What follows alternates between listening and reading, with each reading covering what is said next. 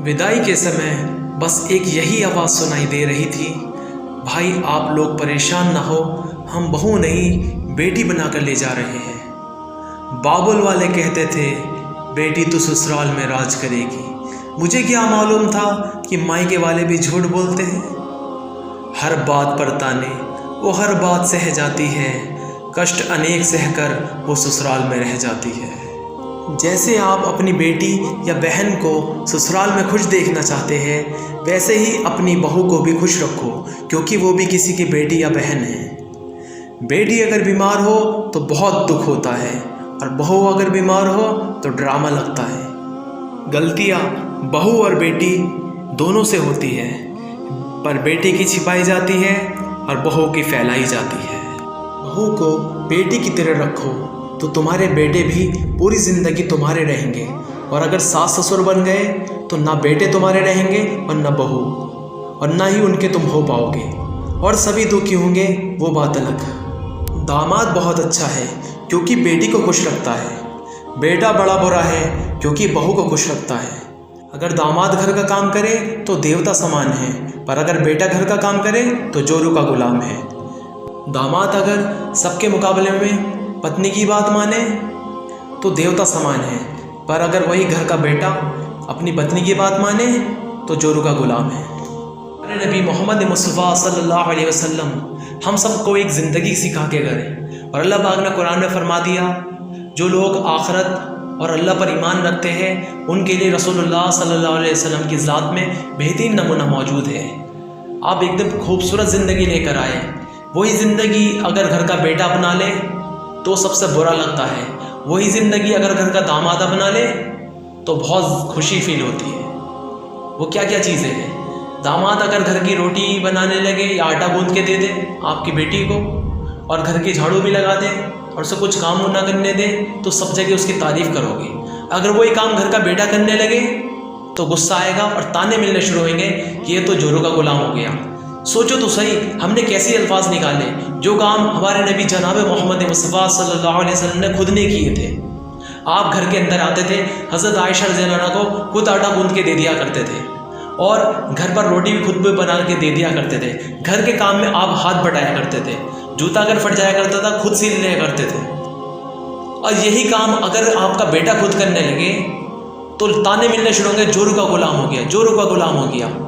और इसकी बात को इतना फैलाया जाता है कि कश्मीर से लेकर कन्याकुमारी तक, मशरिक़ से लेकर मगरिब तक, शिमाल से लेकर जुनूब तक, पूरी दुनिया में इसके चर्चे मिर्च मसाले लगा के कर देते हैं कि क्या हुआ कि हमारा तो बेटा जोरू का गुलाम हो गया, ये जब से हमारी घर की बहू आई इसने पता नहीं क्या जादू कर दिया, हमारा बेटा तो हमारे ही न रहा, ये तो पराया हो गया। सोचो तो सही, हम कैसी बात बोल रहे हैं। जो काम हमारे नबी ने किया, अगर वो सुन्नत बेटे ने अपना ली अपनी बहू के लिए, तो इसे जितने ताने देते हैं जोरू का गुलाम, तो क्या नाउज़ुबिल्लाह सुम्मा नाउज़ुबिल्लाह, क्या हमारे नबी जोरू का गुलाम थे? कल क़यामत के दिन ऐसे लोग जो ताने दे रहे हैं वो क्या जवाब देंगे अल्लाह को, उसके रसूल को? इसलिए ऐसे अल्फाजों से बिल्कुल परहेज़ करें और अल्लाह पाक से डरें। और सोचे तो सही, हम कैसी ज़्यादती कर रहे हैं। यही काम अपनी बेटी के लिए देखें, अगर घर का दामाद यही काम बेटी के लिए करे तो इतनी खुशी फील होगी कि कोई काम नहीं करने देता हमारा दामाद, तो बड़ी खुश होगी, और सब जगह तारीफ़ करेंगे कि हमारी बेटी को ज़रा भी काम नहीं करने देता, चाय भी खुद ही बना के देता है, घर के काम में हाथ भी नहीं लगाने देता, और इतनी खुशी फील होगी, और से और ज़्यादा बयान करेंगे। और सोचो तो सही, ये कैसी ज़्यादती कर रहे हैं हम लोग। रिवायत में आया है, तुम जब तक ईमान वाले हो नहीं सकते जब तक कि तुम दूसरों के लिए वही पसंद ना करो जो चीज़ तुम अपने लिए पसंद करते हो। अब ये जो सास बन चुकी है माँ, ये भी कभी बहू थी। अब ये बहू अपने लिए कैसा व्यवहार पसंद करती है लोगों से। ये चाहती है कि अगर मुझसे गलती हो जाए तो लोग मुझे प्यार से समझाएं, मुझे ताना ना दे, और अगर मुझसे कोई गलती हो जाए तो वो गलती सिर्फ मुझसे बताई जाए, लोगों में उसके नुमाइश और उसे फैलाया ना जाए। ऐसे ही दूसरों की बेटी भी के लिए भी तो ये पसंद करो। तुम भी तो कभी बहू थी, तुम सास बनने के बाद अपने आप को क्यों भूल रही हो? क्यों अपने आप को हाकिम समझती हो किसी का? इसलिए हम सब लोगों को नबी वाले अखलाक सीखने हैं, क्योंकि दीन सिर्फ नमाज पढ़ने का नाम नहीं है। बावजूद ऐसा ना हो नमाज पढ़ने के, रोज़ा रखने के, तिलावत करने के जहन्नम के ईंधन बन रहे हो, क्योंकि ये तो वो हुकूक है जो अल्लाह पाक ने खुद कह दिए, जिसको चाहूँगा माफ़ कर दूँगा, चाहूँगा तो सज़ा दे दूँगा। लेकिन हुकूकुल इबाद जो है, बंदों के हक, वो दिलवाए जाएंगे। ऐसा ना हो कि हम अपनी बदअखलाकी की वजह से किसी की ज़िंदगी ख़राब कर दें, अपने गलत तानों की वजह से, अपने जो है गलत बोल की वजह से किसी का दिल को टुकड़े टुकड़े कर दे कि वो रातों को बैठ कर अल्लाह के सामने आंसू से रो रहा हो।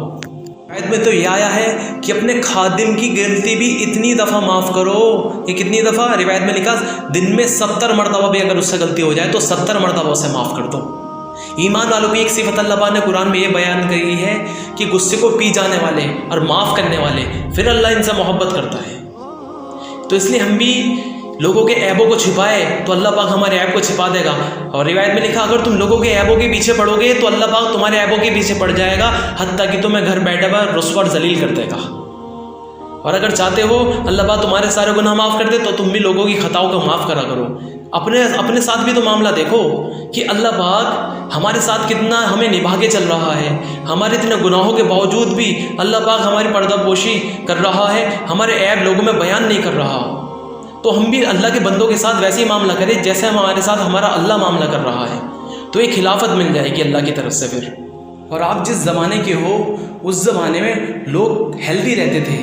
उस वक्त में इतना टेक्नोलॉजी का दौर नहीं था, सब कुछ नेचुरल थी और गुनाह भी कम थे। तो अल्लाह पाक की तरफ से सबकी सेहत और ताकत और क़ुव्वत ज़्यादा थी। और आज का दौर गुनाहों का है, टेक्नोलॉजी का है, तो आजकल की लड़कियाँ वो इतनी ज़्यादा ताकतवर नहीं हैं। और वैसे भी आप जो सास बन गई हो, आप तो तजुर्बेकार हो।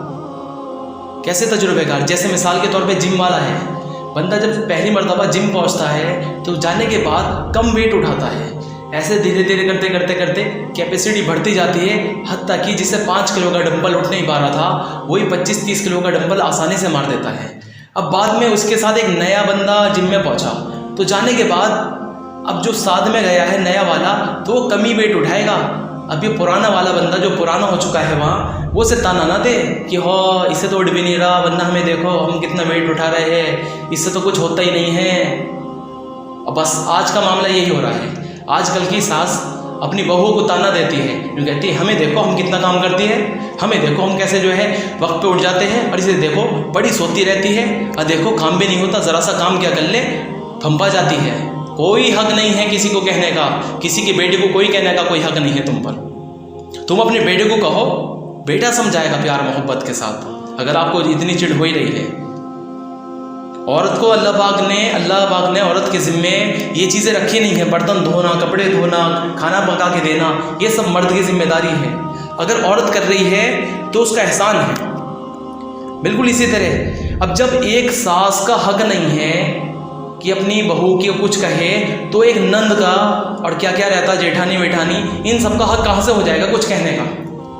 कि भाई घर के अंदर जो बड़ा भाई है और उसकी जो बहू है, यानी कि अब इसकी वो बन गई है, अब ये भी सास बन के दिखाती है, ये भी ताने देती है अपने देवर की बहू को। सोचे तो सही। और दूल्हे की बहन भी ताने देने लगती है, ये देखो बड़ी भी सोती रहती। इसलिए हम सब तौबा करें इन हरकतों से, किसी और की ज़िंदगी ख़राब ना करें। जो अपने लिए पसंद कर रहे हो वो किसी दूसरे के लिए भी पसंद कर लो, कम से कम उसके पास भी दिल है। इस्लाम नहीं समझ में आ रहा, कम से कम दिल तो तुम्हारे पास है, इंसानियत के नाते ही सही। लड़कों को चाहिए कि कुरान की ज़िंदगी अपनाएं। कुरान में अल्लाह पाक ने फरमाया है मर्द औरत के लिए लिबास है, औरत मर्द के लिए लिबास है।